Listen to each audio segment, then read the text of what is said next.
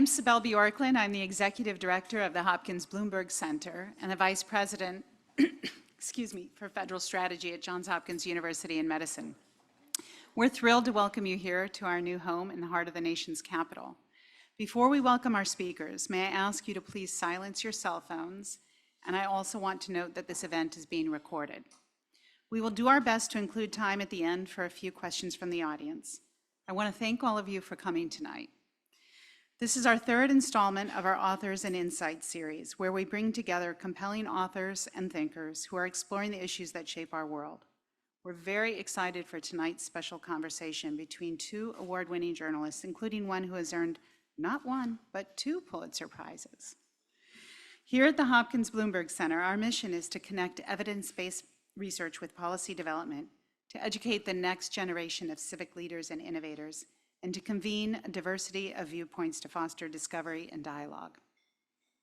Every day we bring together academic experts, public and private sector leaders, newsmakers, artists, and others to engage and collaborate across disciplines and differences. Whether we're hosting a summit on how science can foster greater diplomacy, or convening bipartisan lawmakers to talk about policy on artificial intelligence, or hearing from 2 of the most insightful observers of Washington's power players.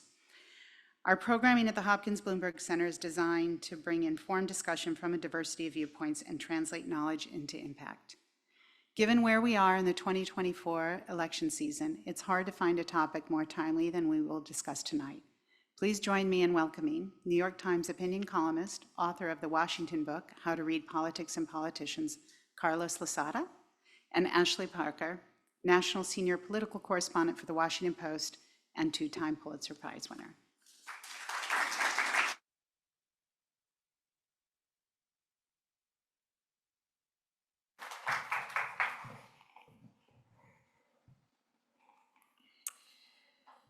So thanks for inviting me to do this, Carlos. I really appreciate it. I want you to know I did the Washington read. I flipped to the back, I flipped to the index, I looked for my name. It was nowhere.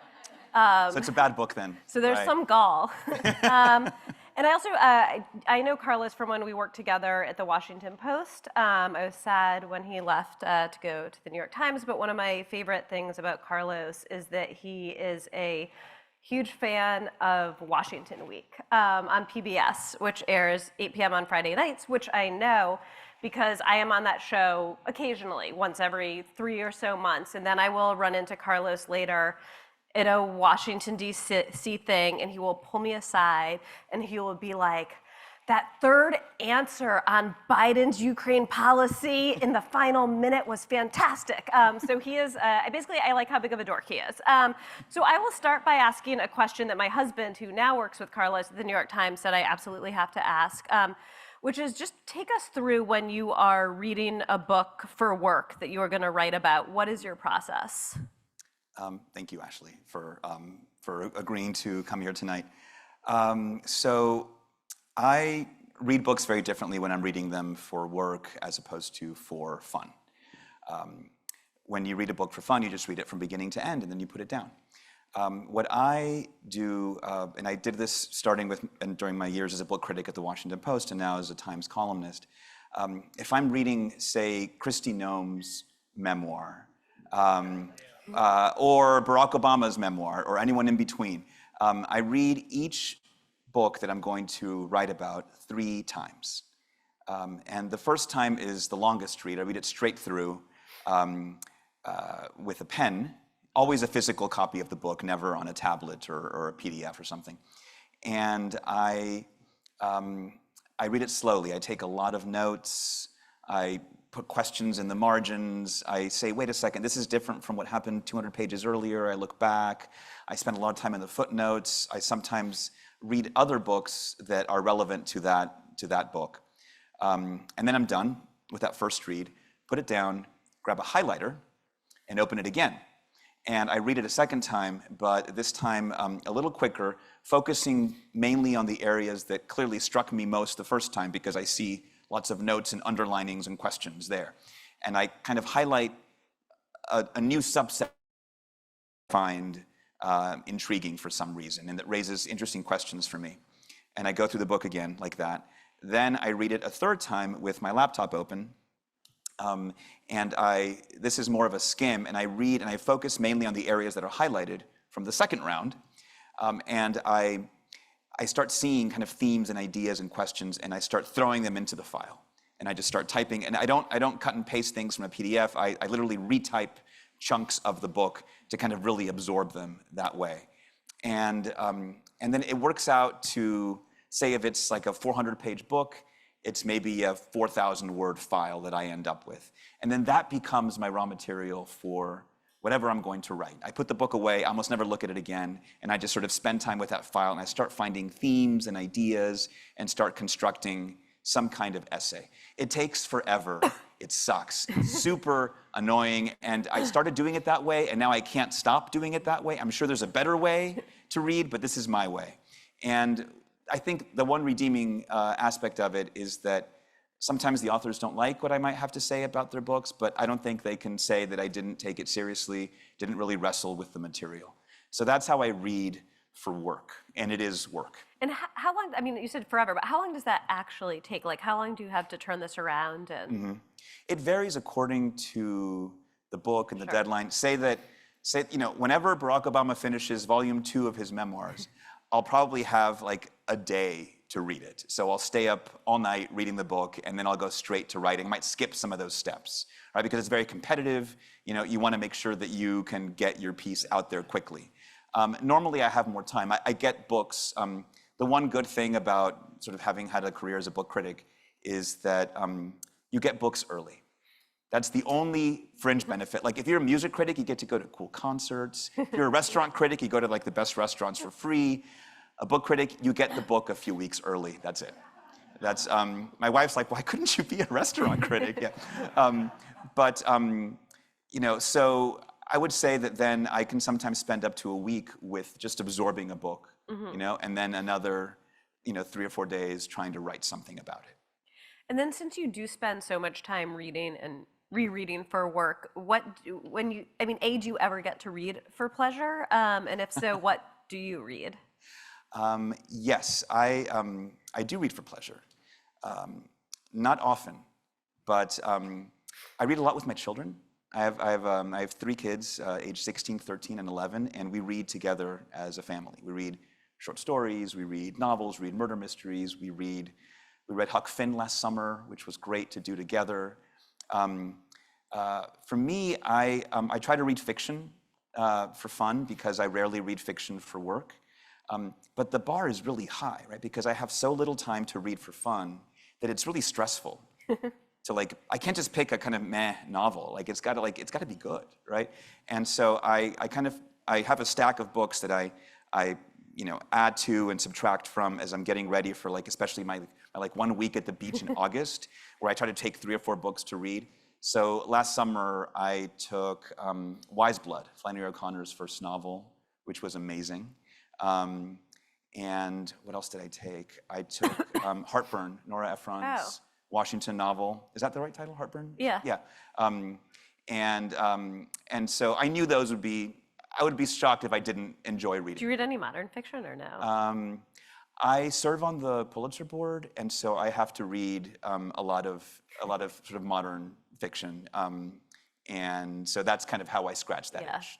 And then I just have a few more kind of process questions. But I'm curious, Washington's a small town. Does it ever get awkward? Like, do you ever run into people you've written about? And also, are you recognized, or do you kind of sneak incognito through the city? Again, if you're a restaurant critic, they have pictures of you in kitchens throughout town. They want to know if you're showing up. Totally, yeah. And so, sometimes they try to be incognito. I don't have that problem. No one's hiding out in libraries waiting to see if I show up. But it does happen that every once in a while I run into someone whose book I've written about. And I often don't remember exactly what I had to say about someone's book. But I bet they remember. They remember. So I'm racking my brains trying to remember, what did I say about this person's book? And the fact that I can't remember might be a good sign that I didn't like it very much, right?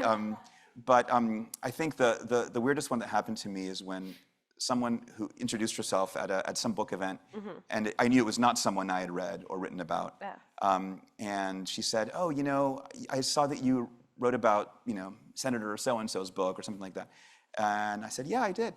She said, "You didn't like it very much, did you?" I was like, "No, I guess I didn't." And I was the ghostwriter, is what she said to me. No, yeah, really? yeah. She said, I was like, oh, because like she nailed me, right? Because like I had no idea, I didn't remember who the ghostwriter was. And so I think the way I saved it is I just said something like, "Oh, I wish you'd had better material." Like it wasn't her fault. Yeah. And the other weird thing is that you can't review books by your colleagues, right? So when I was at the Washington Post, I never reviewed books by Washington Post journalists, which is great, because the last thing you want to do is like run into them in the hallway, if you didn't like their book. But I did review many books by people at the New York Times. And then I moved to the New York Times, and including two very close colleagues. Wait, you say who? No, who I have to see Boo. often, and whose books I did not review favorably. And so it is a little awkward, but those are the breaks. I get to read books for a living. It's a scam, so I'll take these little awkwardnesses when they come. And then what about, I was actually thinking about, mostly you followed the news, but it was a pretty chaotic day at the Washington Post. And so I'm curious, what is it like to be on the other side of things? You now have 2 books, maybe more, 2 that I'm aware of that I've read.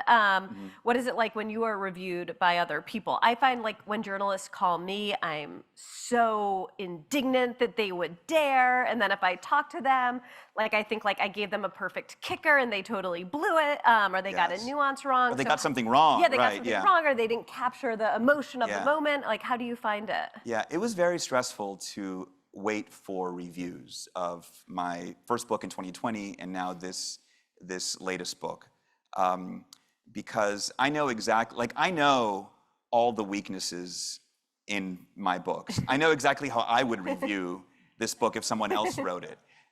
I'm not going to share those with you tonight, but so what I appreciate about reviews. When I review some, like for instance, Scott Simon, the NPR personality, wrote a memoir about his mother a few years ago, which I thoroughly enjoyed. And I got a note from him afterwards, which happens sometimes. Writers will write you. You often kind of upset, but sometimes grateful. And he said, you found things in my book that I didn't know were there. Right? And that was sort of the highest compliment. And that's kind of what I hope for, that when someone reads my books, they kind of figure out what I'm doing, right? Because I'm not sure what I'm doing when I'm in the middle of it, right? I'm in the thick of writing and thinking, and I write these different essays. But if someone could find kind of like the perfect thread and through line to understand my project, right? Then that would be really exciting. And so when reviews try to do something like that, I'm very grateful. I want someone to do like, I often read everything an author has written and then write like a big essay about that one, about that one writer. And I want someone to do that to me, to give me the me treatment. Yeah. Did anyone do that well? No. Not like I would have wanted them to, but no one, Carlos. But it's what the experience of being a book author has given me, I think, is much appreciation for how, not just how much work it takes to write a book, right? To do the reporting and the research and the writing and the rewriting, but all the busy work associated with writing a book, like checking the index and going through rounds and rounds of copy editing and fighting over the titles and the covers, and it's like it sort of never ends. It's this lengthy process, and I had no idea. I had no sense of that side of the industry. So that's been eye-opening for me. I was fearful it would make me too sympathetic, that writing books would make me too sympathetic to authors and kind of ruin me as a book critic. But I still don't think I have that much sympathy. So. Last process question, but I'm very curious to hear the answer because it's something I get asked a lot, so I want to know what you think. Because I used to work at the Times, and now I work at the Washington Post. Yeah, Carlos the used to work at the Post, now he works at the New York Times. So what do you think is like the biggest difference between the two? I have my answer, but I want to know yours. Dangerous territory here. I didn't think this would be the case. The Times is just bigger. And there are more people whose job it is to do very specific things that I didn't anticipate. Like if I need something that, and I'm not sure who to, at the Post I might have to kind of like walk around and ask people to figure out like who does this. At the Times, there's like a person whose job it is to do that thing. A word that I hear a lot at the New York Times is intentional. Whatever they do, they meant to do it, right? Whereas at the Post, I think it's more experimental, and so that has its advantages and it has its drawbacks. I'm sure intentionality after a while can get old.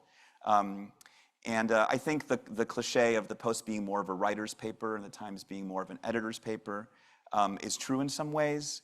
I happen to have a terrific editor, and so I've been very happy. But they're just very different institutions. I never thought the Post could feel like it was smaller. The Post just felt vast to me when I was there.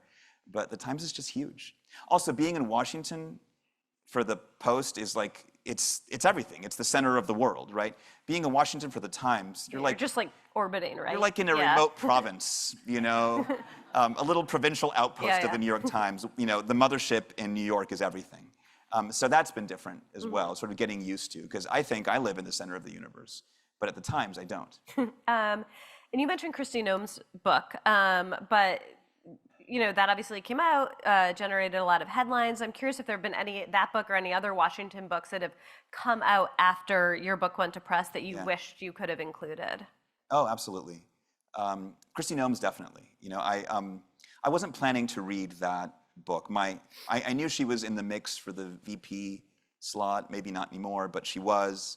And she's, for all I know, she still could be. I don't think she is. I don't anticipate it, but Trump's the one who said that Abu Bakr al-Baghdadi died like a dog, and he liked that. So I wasn't planning to read that book. I just figured I'll wait to see who the VP nominee is, and then I'll read that person's book. And if it was Noem, then I would read it. So like later in the summer. That happened with Kamala Harris. When it kind of came, people thought it was going to be her or Susan Rice that was going to be Biden's VP.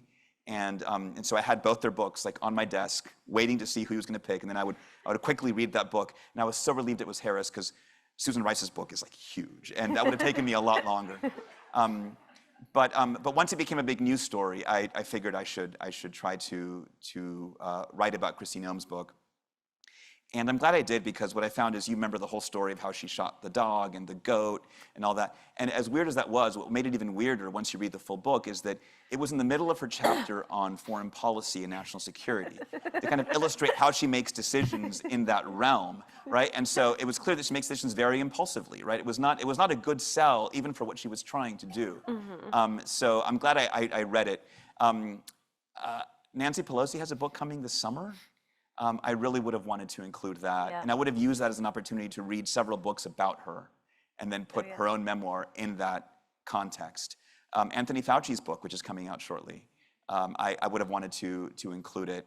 And finally, I recently read and reviewed this thing from Project 2025, which is this group of conservative policy wonks and thinkers and former Trump officials who are kind of laying out a roadmap for what they would do with a new term in office. And that book is this dense 900-page blow by blow of how they would remake the executive branch.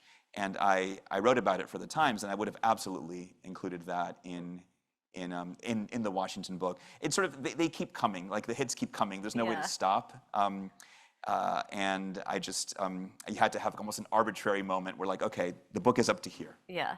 And are there any political figures you wish would write books so that you could review them? Yes. One, he's deceased, he can't write it anymore, but I always wish that I could have. I know who you're going to say. I could have read. You did. Well, but based on reading your book, so. Oh, no. I don't know if this is someone I maybe mentioned. I'm wrong. Lee Atwater. Oh, no, I was going to guess George H.W. Bush.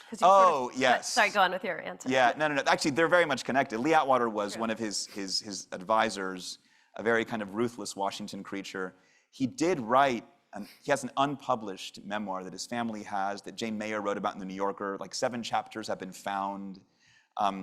But he is sort of a nexus between kind of the Reagan era Republican establishment and kind of the Trump era Republican establishment.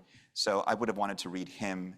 I would have wanted to read a memoir by George H.W. Bush. He wrote a bunch of books, kind of wrote a bunch of books. It was like a diary of his time in China, a campaign book that he didn't really write himself, a book of letters, a book on foreign policy he co-wrote with Brent Scowcroft. Scowcroft's chapters were better. But yet, if you put all those together, when he passed away, I read all those books. This is the opening essay in this book. And I kind of found all the bits and pieces that could have made for a wonderful memoir that he never chose to write. And just a more recent person, not as kind of famous as George H.W., but Kirstjen Nielsen. I would have loved to read. She was the Department of Homeland Security Secretary under Trump, was involved in some of the biggest controversies of the administration, and I would love an honest accounting from her of what that was like. And then sort of the same question, but different. Who are the best, who are the politicians who are the best writers? Or put another way, were there any of these memoirs that were actually sort of great literary tomes? Yeah, it's, you know, when people realize this is what I do for a living, what they say to me is like, thank you for reading those books so that we don't have to read those books. That is, I swear, that is almost always one of the reactions that I get. And the implication is that they're not good, right? That they're dry, they're like, you know, policy tomes, or they're self-serving, ghost-written propaganda. So why would you waste your time with them? And then certainly there are some books in this category that fit all those boxes. But there are some truly excellent political memoirs. Let's just even go with let's just stay with the presidents, right? I can recommend 3. 2 are maybe obvious. 1 is a bit more of a wild card. The memoirs of Ulysses Grant are extraordinary. Is that the wild card? No, that is Oh, that's widely the obvious considered. one? Okay. That's widely considered one of like the best books by a president. It doesn't cover his presidency though, which is interesting. It covers the Civil War, Mexican-American War, his time at West Point. It's funny. It's very humane. Mark Twain was his publisher, so maybe that helped, you know. But he was like broke and dying when he wrote it. He wrote it basically to leave some money for his family, and it became a massive bestseller. So that's a book I would recommend. Even I only read it like in the last maybe 5 or 10 years, and it's very well done. Barack Obama has written 3 books. The latest one is A Promised Land, Volume 1 of his memoir, of his White House memoirs. Before that, he wrote Audacity of Hope, sort of a campaign book. But really, by far, his best book is his first. Dreams of My Father, I think, is a really well-written book. Like, you want these books to be both, to have a good story to tell and to tell it well, right? And that's what he does. I think all of Obama's books are going to suffer by comparison to the first one. And more of the wild card is a book called An Hour Before Daylight. Does anyone know who that's from? Jimmy Carter. Jimmy Carter has written like close to 30 books, including several that are some form of a memoir. His White House memoir is called Keeping Faith, and it's not great. It's very in the weeds. It's kind of defensive. It was written too soon after his presidency. Didn't have enough distance, I think. But An Hour Before Daylight, which he wrote maybe 20 years after he left the White House, is a book about growing up on his dad's farm in Georgia during the Depression. And it is a beautiful book. It was a finalist for the Pulitzer Prize in biography. I had no idea.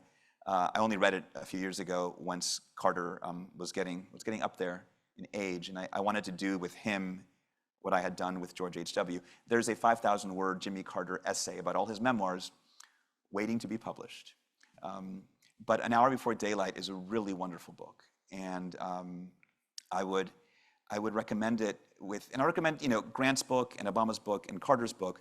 But I think what I've concluded about presidential books by presidents is that the closer they are to their time in the presidency, the worse they are, right? And the more removed they are, either long before or long after, the better they tend to be.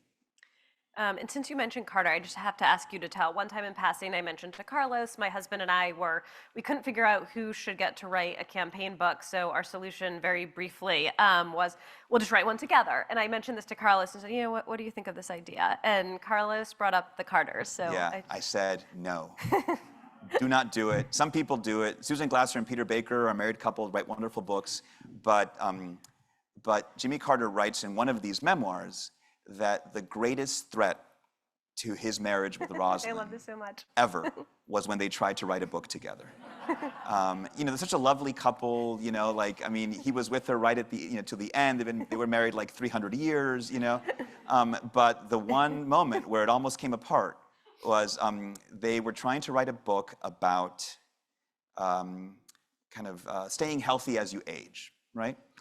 And Carter writes about it, and he says, we decided that we would divide up the chapters, and then when I had a draft of one of mine, I would give it to Rosalind, and and make notes, and then she would give me her drafts, and I would and I would make notes, and we'd trade back and forth like that. And he said, well, I considered my chapters to be drafts that she could tinker with. Rosalind considered her chapters to be stone tablets,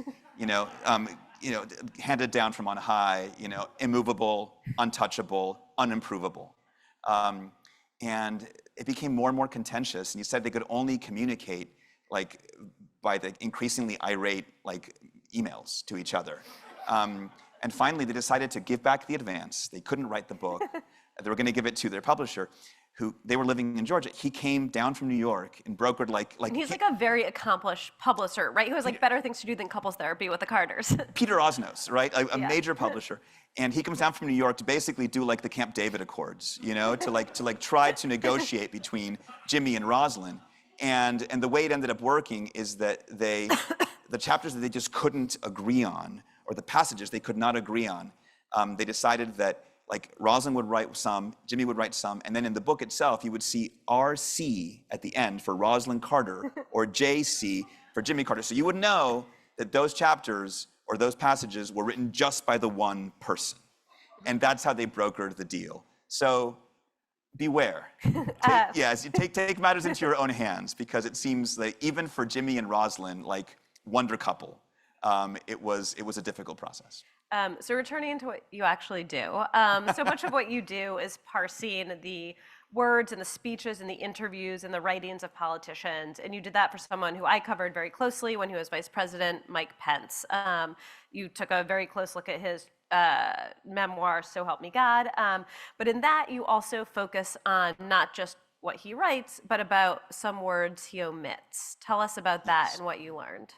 So Help Me God came out in 2022, I believe, when he was, in the mix, hoping to be in the mix for the Republican nomination for president. And it covered, it was a real memoir. It covered a lot of his life, but it spent a lot of time on the events of January 6th, where he, deservedly took something of a victory lap, to sort of say that he had not facilitated the decertifying of the election results as Trump wanted him to do. And there's very dramatic moments in the book where he sort of demonstrates his resolute position. But at one point he quotes President Trump's video message from that afternoon, when after some delay he called on the crowds and the rioters to leave the Capitol. And here's how he quotes extensively from that video message. Pence quotes in his own book. And he quotes Trump saying, I know your pain, I know you're hurt, ... but you have to go home now, we have to have peace, right? And that is, in fact, something that Trump said, but that's not all he said, right? And I remember when I read it, I thought, what did Pence skip over with that ellipsis, So I dug up the video, and this is why reading these books takes so long. I do stuff like this. I dug up the video, and I saw what Trump said in the middle of that passage. He said, we won this election. It was a landslide. Everyone knows it, especially the other side. And only then does he go on to say, but you have to go home now. We have to have peace. Andy said we had an election that was stolen from Yes, us. an election that was stolen from us. Sorry, you've got the full quote. We had an election that was stolen from us. It was a landslide election.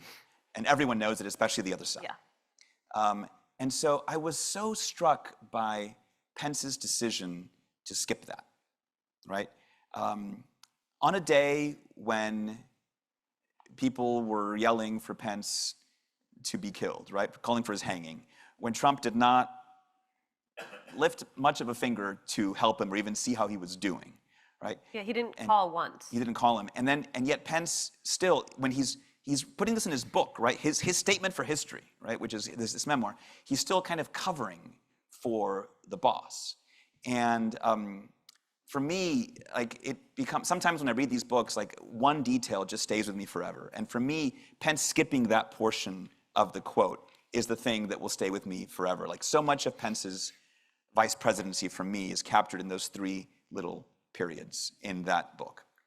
So I do have, it's not necessarily my theory, or it is my theory, or I don't necessarily believe it, but it's something I thought of that I wanted to run by Sure. you. An alternate explanation for why Pence did that. Because when I read that in your essay at the time and then in your book, I wondered, and this is admittedly charitable towards Mike Pence, probably get me booed from this room, but was there any— You don't know who's in this Yeah, room. I guess that's true. right. I don't know for sure.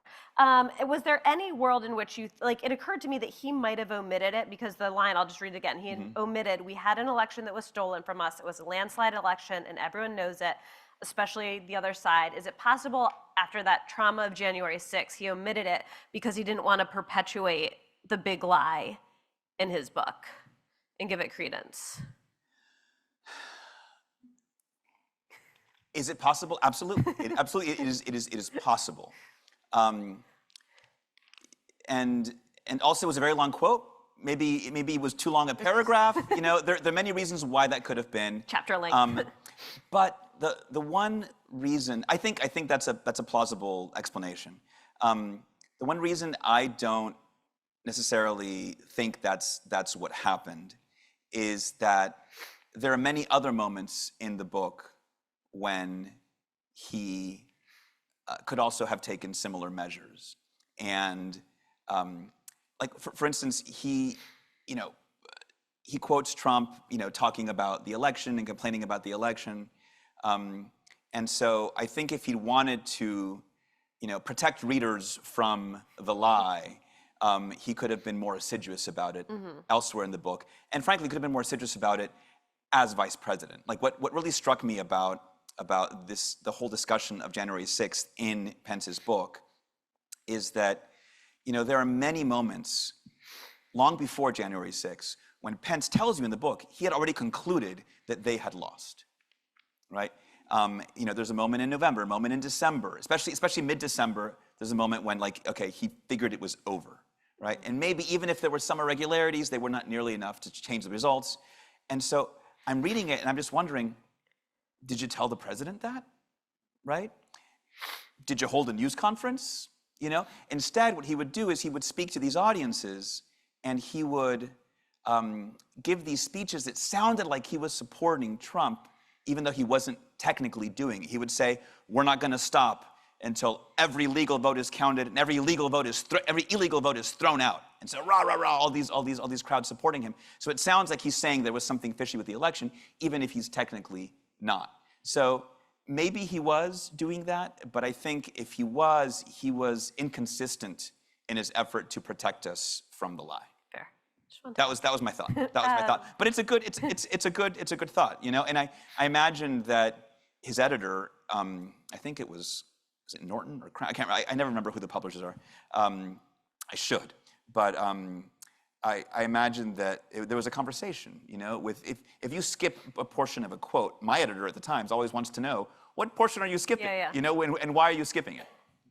And you also talk about how the acknowledgement section of these books are such gold mines. What have you learned? Yes. What has revealed itself in Yeah, in the thank you portion? always read the acknowledgement sections of political memoirs. They reveal, there's like back scratching and snubbing and, payoffs, it reveals their intellectual debts, their actual debts. And I can think of two examples that stick out for me about the acknowledgement sections of books. One kind of funny, another almost poignant, but both, I think, revealing. Senator Marco Rubio wrote a book, or published a book in 2015 called American Dreams. They all have like titles like My American Journey, American Dreams, the truths we hold, And in My American Dreams, in the acknowledgement section, Rubio thanks a lot of people, but the first two people he thanks by name are really interesting. The first person he thanks by name is my Lord and Savior, Jesus Christ, whose willingness to die for my sins will give me eternal life. Wonderful.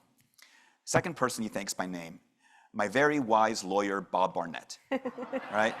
And Bob Barnett, if you don't know, is like a serious, Washington power broker lawyer. He like represents everyone, not me, negotiates mega deals for authors.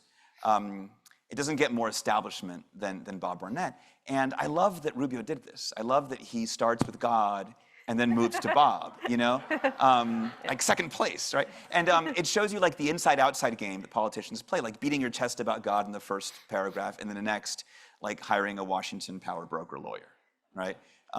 If any theologians in the room, it reminds me of like Pascal's wager, like believe in God just in case, because the upside to believing in God is huge, the downside of falsely believing in God is not big. It's like, this is Pascal's wager for Washington, like believe in God, but hire a good lawyer, So the other one, which I only discovered recently, you probably remember when the special counsel Robert Hur released his report on Biden, and it had that on Biden's handling of classified documents, and it had that famous line about, famous or infamous, depending on how you look at it, about that Biden in a court would come across as a well-meaning elderly man with a poor memory. And that became kind of the quote heard around the world. Biden held a press conference, sort of very defiant, upset about it. There had been a discussion of whether he accurately remembered the date and year of his son, Beau Biden's death, as a sign maybe his memory was slipping, and he was very indignant about that, like, how dare you kind of vibe. And then he kind of complicated matters by like confusing the president of Mexico and Egypt. But like, but his response was kind of indignation, right? And around that time, I was reading Biden's second memoir. It's called Promise Me, Dad. It's his memoir of his final time as vice president, which coincided with the prolonged illness and death of his son, Beau. And in the acknowledgments of that book, the very first paragraph, and this book came out in 2017, long before there was a Hur report, there was a special counsel investigation. In the acknowledgments of that book, he starts off and he says something like this, I'm going to paraphrase, but he says, look, looking back on this period, the period of his son's illness and death, was very difficult for me. And as a result, some of my memories from this time are foggy. Fortunately, I relied on friends and colleagues who helped me reconstruct the chronology and recall sort of all the events of that period. And that struck me as so unbelievably credible and believable and plausible. Like any one of us, regardless of age, who has suffered through the prolonged illness and death of a loved one, knows that sometimes you kind of block certain memories out, the mind plays tricks on you, you don't want to remember everything, and did someone die in 2015 or 2017? Like, that's not the kind of stuff you end up focusing on after over the years. You remember other things. And I just found myself wishing that Biden could have reread the acknowledgments of his own book and just said something like that, which to me felt, I don't mean for political reasons, it just seemed much more real than this kind of faux indignation that he sort of summoned up. And I never would have thought of that if I hadn't read the acknowledgments of Promise Me, Dad. And I think there's time for one more question from me before we turn it over to the audience. But first, before I ask that question, a brief plug for Carlos's book, which I know is why you're all here. But I mean, I've been reading it in preparation for this. I read a lot of the essays in real time, but I've been reading it in bed. And I can't tell you the number of times with each essay where I just turn to my husband, I'm like, you have to hear this, right? Like this turn of phrase or this insight where he has synthesized something that I've been reporting on for years. And even in the newsroom, he mentioned that great story about the acknowledgments of Rubio's book. And I have a colleague who's working on a Rubio piece right now, and we were kind of talking through the story, and I was like, Marianne, the thing you need to mention, the way you understand Rubio is the acknowledgement section of his book, you know, and then I caught myself and I said, no, to be fair, Carlos did write about this. This is Carlos Lozada's theory, but, you know, this is, you know, sort of captures who Rubio is, blah, blah, blah. So, great book. I'm happy to hand it over to your book, yeah. And my last question for you, I have a few, but I will set on one, which is you have one essay in your book where you focus on a single word that Joe Biden uses and another single word that Donald Trump uses that you feel captures the essence of this choice we are facing. What are those words? Yes. So, you know, with presidents, you always remember certain phrases, right? Like hope and change for Obama, morning in America, right, for Ronald Reagan. Sometimes you remember phrases that they might not want you to remember, you know, like read my lips, no new taxes, you know, I did not have sexual relations with that woman. And, you know, Biden's line is, you know, he talks a lot about the soul of America, right, when he's talking about protecting American democracy. But I was recently reading a bunch of Biden's speeches and his books and essays, and I sort of, one word kept just leaping out at me, and that word is still. When he talks about American democracy, he says, America is still at its core a democracy. America is still a beacon to the world. America, you know, it's never been a good bet to bet against America, and it still isn't, right? That still changes everything, right? If you say America's a democracy, you're stating a belief, right? If you say America is still a democracy, you're acknowledging an argument, right? You're acknowledging that there may be others who don't see it that way right now or who feel those values don't hold up in the same way they used to. There's an insistence to still, almost a stubbornness to still, right? It is attempting to reassure, but it is actually acknowledging a certain fragility, right? It's the difference between a reality and a possibility. Right? And the more I thought about still, and then I started seeing it everywhere. Like, you know, once it's in your head, you notice it, right? And the more I thought about the still, I thought about the again in Make America Great Again, right? There, once again, the again changes the whole thing, right? Because it's not about creating greatness, it's about restoring greatness, right? The idea is that there was some time of greatness and that was taken away. You've got to like wrest it back over. Right? And still and again are very different ways of thinking about American democracy. Still is about preserving a value, right? Again is about restoring one, about bringing it back, right? Assuming that it's gone. And in essence, still is about hope, right? Again is about nostalgia. And those are two different feelings, two different emotions. And I think that, and when I think about the election, I think about 2024 and this choice, presumably it's going to be Biden versus Trump, you know, I can't stop thinking about still versus again, hope versus nostalgia. I'm not, you know, I'm not a political strategist. I have no idea, like, what message sells best with swing voters in the suburbs or whatever. But I think that there's some ways in which nostalgia can be more powerful than hope. Hope is about your aspirations for the uncertain future, right? Nostalgia is about however you want to define the past. And I think it gives you more agency. So still and again are my ways to think about these two guys, especially since it actually lines up. You know, do you want to hold on to Biden still or go back to Trump again? I didn't write that in the piece. I should have written that in the piece. That would have been the end. Yeah, I know, yeah. And I think there's a runner. If you have questions, if you raise up your hand, someone can bring a microphone to you. Question there.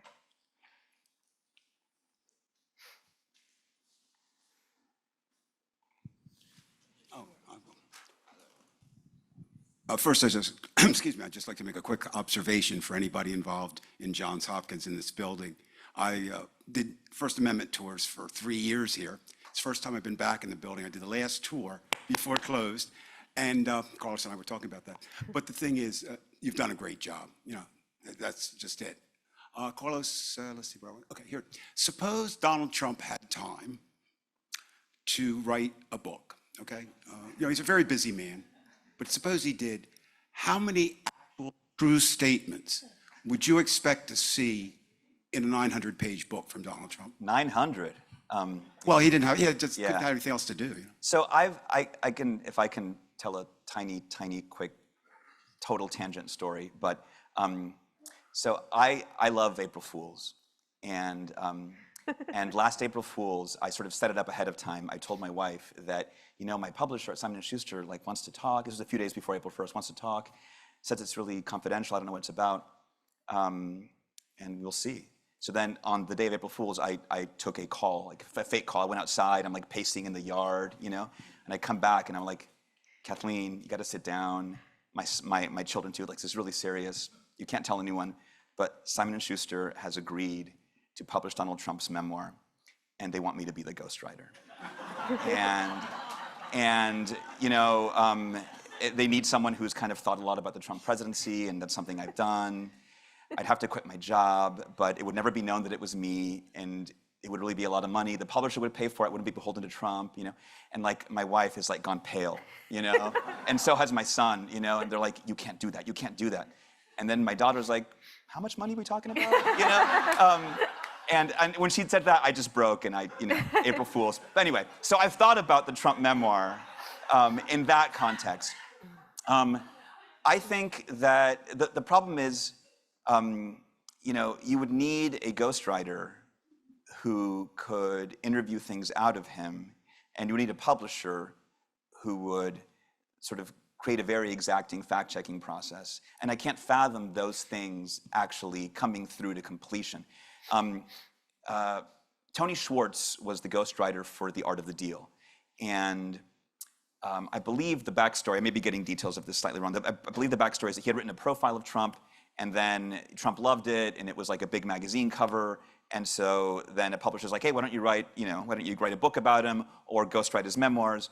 And normally what happens when a politician and a ghostwriter work together is that the ghostwriter sits down and they have extensive conversations where you kind of interview the story out of him, out of the politician, and then you go off and write a draft, and you give it to the politician, you go back and forth until you come up with kind of a working draft of something usable. Tony Schwartz tried to do that with Trump, couldn't do it. Trump did not, even when he was like 40, right? He did not have an attention span, that he couldn't just sit still and like talk about his life. And finally, Schwartz thinks, I can't do the book, right? And then he has a stroke of genius. He's like, you know what I'm gonna do? I'm just gonna follow him around at work for like a few months. And I'm going to listen in on his work calls with Trump's permission. And that is like, you would know better than anyone. Like, that is like pure Trump, like on the phone, talking to people. It's kind of like a happy place for him. Yeah. And so that's where The Art of the Deal comes from. Like that's the only way they could kind of write it. So I think you would get a memoir if, it would have to be from some imprint that didn't care about checking the truth, about, checking facts. And so much of it is like, there are facts that you can fix. There are like dates and names and places, but then there are just like massive interpretations that are hard to address. Journalists love to say like, so-and-so said without evidence, right? Without evidence is like a great euphemism for like made it up, right? But like it sounds more formal and nice. Like he declared without evidence that this, what's your evidence for that? It's just like it's pulled out of, somewhere. And so I can't imagine it happening in a way that a reputable publisher would feel comfortable doing. So, I mean, he's always said he's going to do it. I can't imagine that there will be a Trump, a real meaty Trump presidential memoir. I can't believe I told my April Fool's story. Sorry, that was, yeah. Excuse me. When you told the story about Rubio's acknowledgement, the first thing that came to mind was a joke that Bill Maher has told a million times. Most people here have probably heard it. Maher's father was Irish Catholic. He was raised Catholic. His mother was Jewish. And he said the first time he went to confession, he said, "Bless me, Father, for I've sinned. I believe you know my attorney, Mr. Cohen." I don't know. He got more laughs when he told it. But anyway, my question was, has to do with transferring books that you've reviewed or perhaps haven't reviewed into film.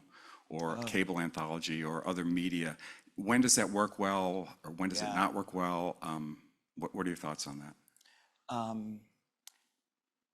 You know, I like to watch sort of other versions of books that I've enjoyed.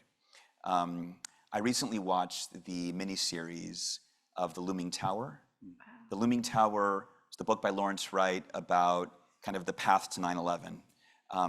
And the protagonist is this FBI agent who was obsessed with the hunt for bin Laden, you know, years before 9/11, you know, from the first World Trade Center attack to the USS Cole, the embassies, everything. And he had a hard time like working with the CIA and making it work. And so he just like, he quits, or he's kind of, he's made to quit the FBI, and he becomes head of security at the World Trade Center and dies on 9/11. This is a real story. It's not, you know. And the miniseries was excellent, I thought. It cut out huge chunks of the book, which you have to, right? You can't cover everything. And it made the story basically the fight between the CIA and the FBI, which is a big part of the actual book, but far from the only, you know, interesting part of the actual book. And so that one I appreciated. Often there's so much material that needs to disappear like that it can be a little frustrating if you really loved a book. But I don't, some people, you know, sort of look down on kind of TV or movie versions of terrific books. I don't. I think this example is the first one that comes to mind because I literally just finished it a week or two ago. And I thought it was excellent. So I think it can be done very well. I think it can also, you know, be a disaster. I'm trying to think now of like some adaptations of political books, and I'm kind of blanking. The one I can think of right now is The Looming Tower.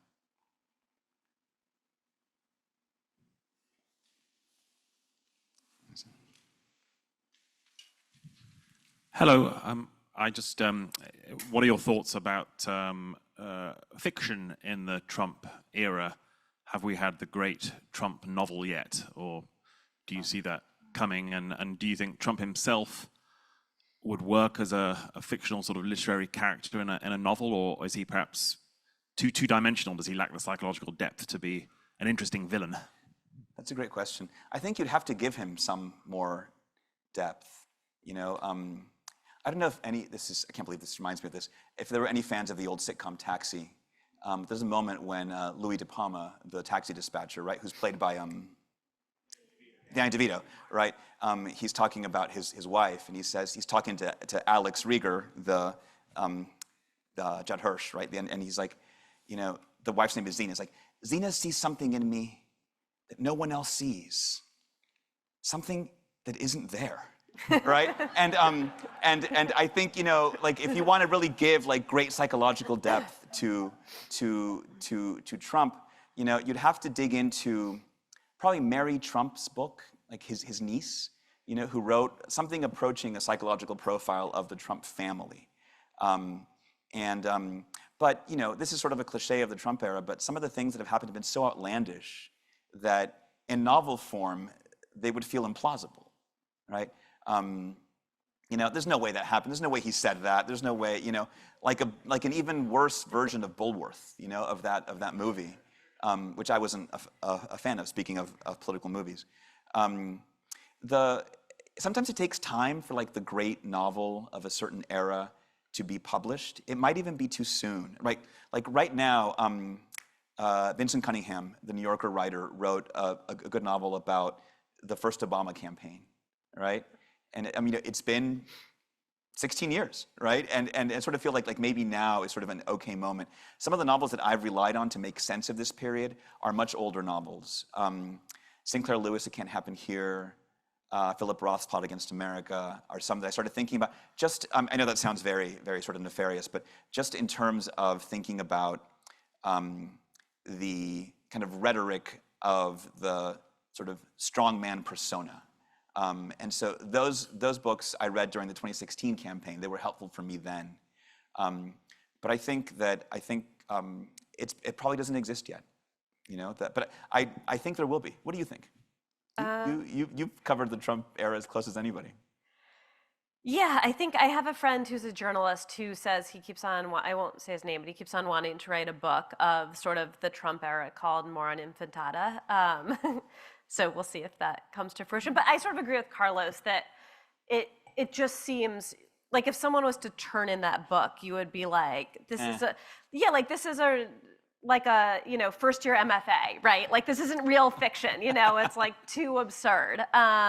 And I think I'm getting the cue that we're about out of time, but I'm just gonna ask a final question, point of personal privilege. Since we were kind of talking about TV, I'm curious. I mean, I think a lot of these shows about Washington and shows about politics, right? Like there's West Wing, which is the idealized version, and House of Cards, which is perhaps more dystopian, if that's possible, than the current moment. And I always think of like Veep as most accurately capturing the city and politics. And I always, in my head, I won't say who, but I always think of Veep as set in a female senator's office, right? And I covered Congress for 2 years, and I'm like, yes, this is it. So I'm curious, of the books you've read, are there any that sort of are either particularly honest or give a sense, if an alien landed on Earth, like just give a sense of what Washington is like, what politics is like in a sort of authentic way?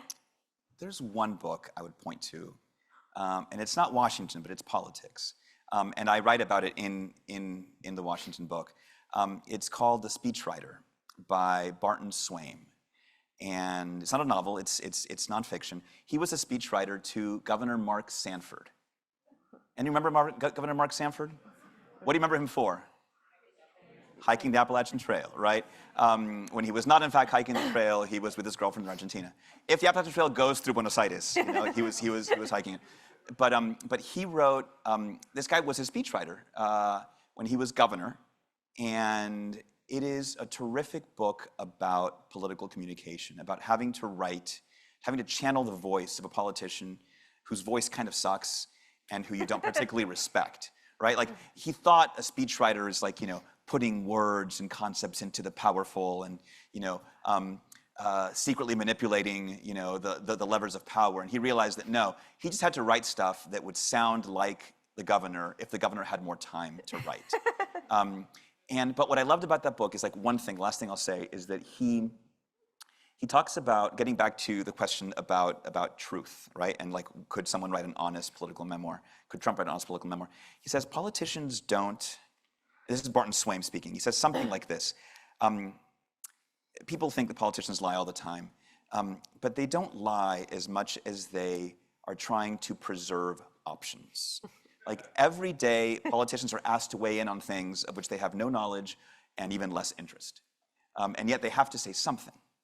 And so you get these kind of word salad answers when in fact, all they're really doing is just trying to buy time, trying to get out of the question, trying to move on. He says that politics is the art of subtracting meaning from language, right? And that stuck in my head. And I think if that's true, then what I try to do in my job and in this book is to scoop up that meaning and jam it back in, And so I hope it works sometimes, but a book that I would recommend, in fact, when I reviewed it years ago, this is a perfect setup, I said it reminded me of, it's like Veep meets All the King's Men. Oh, so I actually think it's probably better to end on an audience question. So I'm going to kick it back to the audience. But because of that, while you were talking, I had an answer to my own question. I'm going to briefly share, which was there was also a book. I'm forgetting the name of it, but it was by, if you remember the John Edwards scandal. Before that all came out, he had an aide. So John Edwards had an affair with his videographer, fathered a child with his videographer, but there was a hot minute where John Edwards' aide, who was married with a family, stood up and said, like, it was me, I'm the dad. And it was this totally implausible lie, but that happened in 2008. And this guy wrote a book. He wrote a book about the experience of being John Edwards' right-hand man, and what started with making sure there was always an icy cold Coke, sitting there for John Edwards when he picked him up in the big SUV, ended with him falsely claiming paternity for an affair he did not have. So he was taking the fall. He took the fall, and then he wrote a book about it. And my first job, I worked for Maureen Dowd in Washington, D.C., and Maureen kept on saying, like, you have to read this book. And I was like, I do not want to read the book of the John Edwards aide who raised his hand for the affair he didn't commit. But she sort of said the same thing as you. She was like, she's like, it's just so novelistic, right? Like you can't believe it. If it hadn't happened, it just reads like this amazing novel. And so I bought it, and it did. It's amazing, and it felt so I mean, it feels implausible in certain ways, but also feels, if you've covered politics or live in this city, so authentic to how these people, a whole apparatus springs up around a politician, from a body man who's there with your chapstick and your favorite drink at your favorite temperature, to someone who claims paternity for a child they did not father. And it was sort of so cinematic. That was what Maureen said, so cinematic, that actually, for what it's worth, Aaron Sorkin bought the rights a couple years ago, and is trying to develop it. And every now and then I like Google to see like That would be great. what's happening with that Andrew Young Aid book. Yeah. Mid-level aides, Yeah. those are the best. books to read. Like, not like the senator, from on high. It's the mid-level aides who, like, this was their one proximity to power. This was the one moment they had, and they're telling you everything they saw. Cliff Sims Oh, wrote yeah. an excellent memoir Yes. about the Trump, like the early days of the Trump White House and the Trump campaign. And I've never heard of Cliff Sims again, right? Like, since that moment. I don't know what he's up to. Maybe He's you know. in the mix. He's back in the mix. He's back in the mix? He Okay. got sued by Trump. He's back in the mix. Okay. Yeah, it's like no one Hotel ever California. really goes leaves. away. Yeah. Right. But Team of Vipers was the name of that book. Yeah. And it was an excellent, just like from his perch memoir of the Trump presidency, which I think is better than anything like Jared Kushner will ever write. Yes. Yeah. So one more audience question, and then we'll end.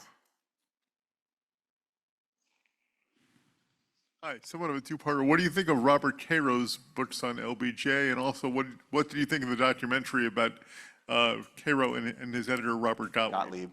The documentary is excellent. I recently saw that. I read The Power Broker in graduate school, and it's such a cliche, but sort of like, I actually read it. It's not just in You my don't just Zoom. have it on your- not just in my Zoom background. your Like, I TV actually hits. read it, and it's one of those books that sort of changes everything. My favorite thing about Caro is that he says that he tries to come up with the last line of his books early on. And then the whole process of writing is getting to that last line, right? Like, how do you build the whole scaffolding of a book that justifies that last line? And in The Power Broker, the last line is some acolyte of Robert Moses, of the great, New York builder, saying, God, he's so great. Why weren't they grateful? Right? And it's so amazing, right? That sense of, he did it all right, everything, even though he was such a controversial figure, he caused so much damage to certain communities, even while building modern New York. Why weren't they grateful? It's such a perfect ending of a book that now, if you reread it, you see how it's moving in that direction. I've only read, this is one of my I'm making a real confession here. Bless me, Washington, for I have sinned. I have only read volume 1 of LBJ. And the problem is volume 5 is coming. And I have to write about it. And I can't write about it if I read 2, 3, and 4.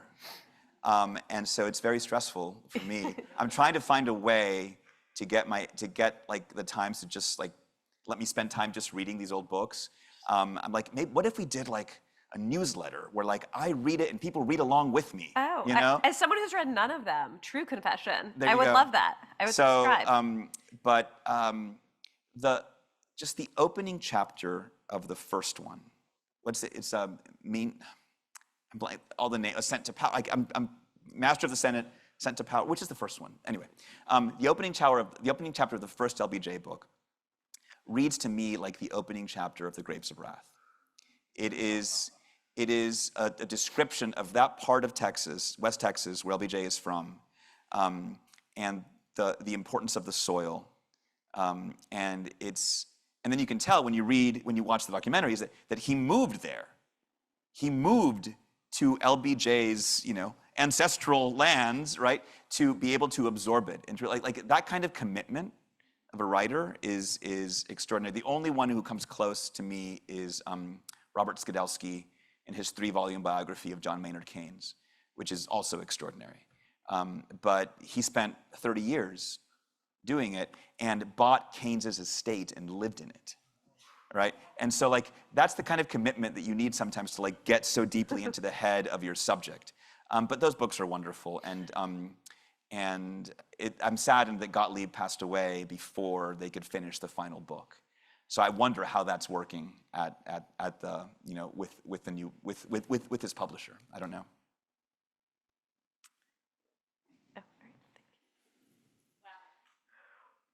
Parsley on the platter of fish. This was a fascinating conversation, and I really want to thank both Carlos and Ashley for joining us here this evening. You set a high bar for kismet among our guests. I think I can speak for everybody that we'd all just love to go have dinner with you and continue the conversation. You probably would like to get home, but first, if you haven't already bought Carlos's book, it is for sale in the back, and he's going to stick around and sign it. We invite everybody to stay around for some nibbles and beverages. If tonight was your first time here, please don't let it be your last. There are QR codes on the table in the back that help you stay connected with us about our upcoming events that are taking place here at the Hopkins Bloomberg Center. And I also want to thank you for solving my perennial Father's Day challenge. I've got the Ulysses Grant book now tied up and a few other notes here that I can take home. As someone who toiled on the Hill for 20 years helping put words in people's mouths, it's really, your book is a treat. So thank you for all you do, and let's join me in a big round of applause.